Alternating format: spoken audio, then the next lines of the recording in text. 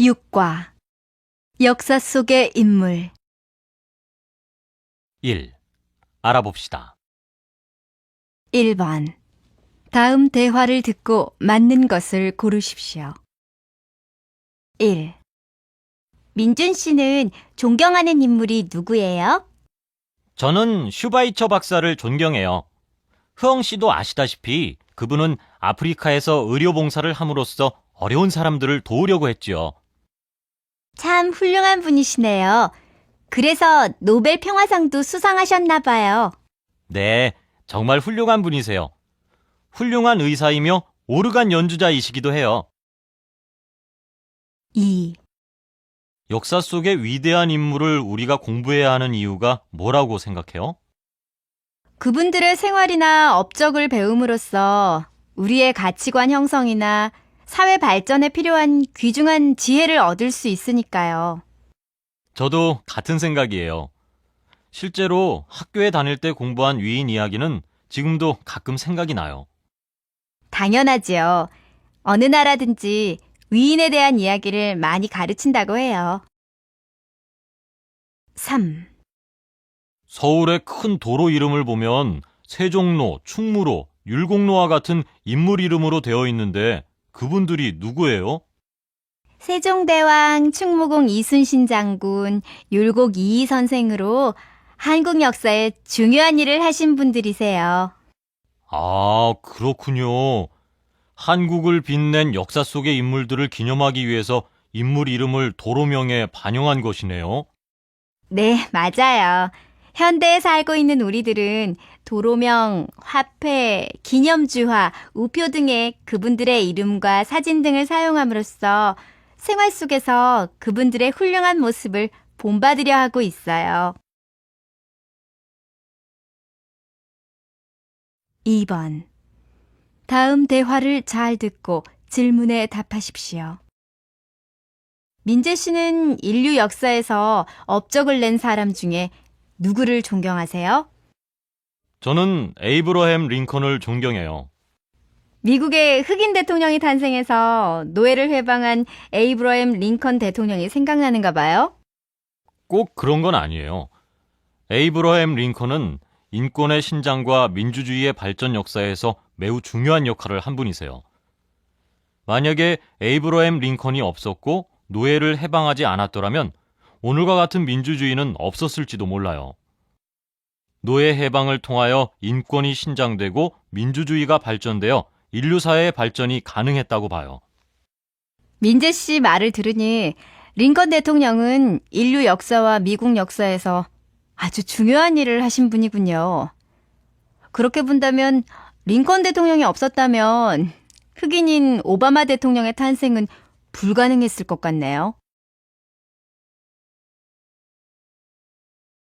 3번 다음을 잘 듣고 질문에 답하십시오. 모든 나라에는 역사를 빛낸 인물이 있다. 그러나 나라마다 선정되는 역사 인물의 배경이나 직업은 조금씩 다르게 나타난다. 어느 나라에서는 정치인이나 장군이 주로 역사 인물로 선정되고 어느 나라에서는 학자나 교육자가 가장 훌륭한 역사 인물로 선정되기도 한다. 한편 식민지 경험을 가진 나라에서는 독립운동가가 많이 선정되기도 한다. 한국의 경우도 예외가 아니어서 위대한 업적을 남긴 왕이나 대통령, 외국으로부터 나라를 지킨 장군, 일본의 식민지로부터 독립을 위하여 노력한 독립운동가가 역사인물로 주로 꼽힌다. 한글을 창제한 세종대왕, 일본의 침략을 막은 이순신 장군, 경제발전을 이룩한 박정희 대통령, 독립운동가인 김구 선생 등이 이러한 역사인물의 대표적인 예이다. 한국의 경우에는 여기에 훌륭한 학자가 역사인물에 포함된다. 중국에서 들어온 유교를 한국의 상황에 맞춰 발전시킨 이이 선생이나 이황 선생이 대표적인 예이다. 한국은 최근에 경제발전과 민주화를 이룩한 나라로 알려져 있다. 이에 따라 현대 한국의 정치가와 경제인도 역사인물로 선정이 되고 있다. 이제 한국은 통일을 준비하고 있다.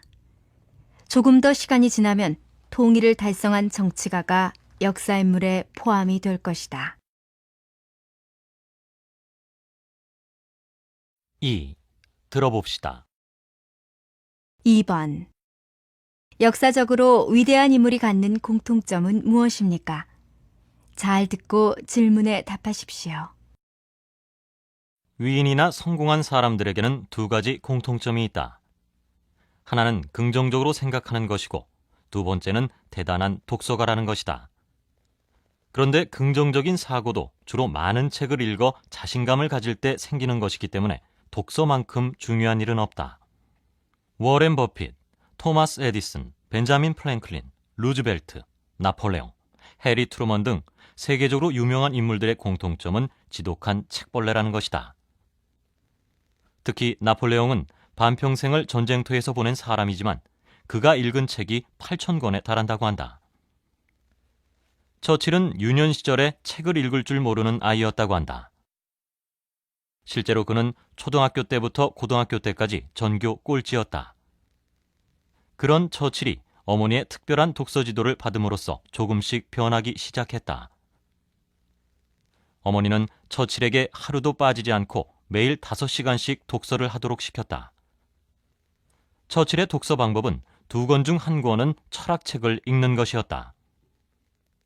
10여 년이 지나자 처칠은 자신을 놀리던 친구들이 흉내내지 못할 정도의 논리적인 사고 능력을 갖게 되었고 20대 중반에 국회의원에 당선되었다. 그리고 뛰어난 능력으로 국회의 지도자가 되었고 결국에는 영국의 수상이 되었다. 독서는 성공을 가져오는 중요한 조건이다. 만약에 역사 인물 중 책을 그렇게 많이 읽지 않았더라면 훌륭한 인물이 되지 못한 경우도 많이 있었을 것이다. 성공을 원하는 사람이라면 책을 읽는 시간을 더욱 늘려야 할 것이다. 많은 시간을 TV 앞에서 보내거나 집에서 누워 쓸데없이 시간을 보낸다면 그 사람은 성공에서 영원히 멀어져 갈 것이다.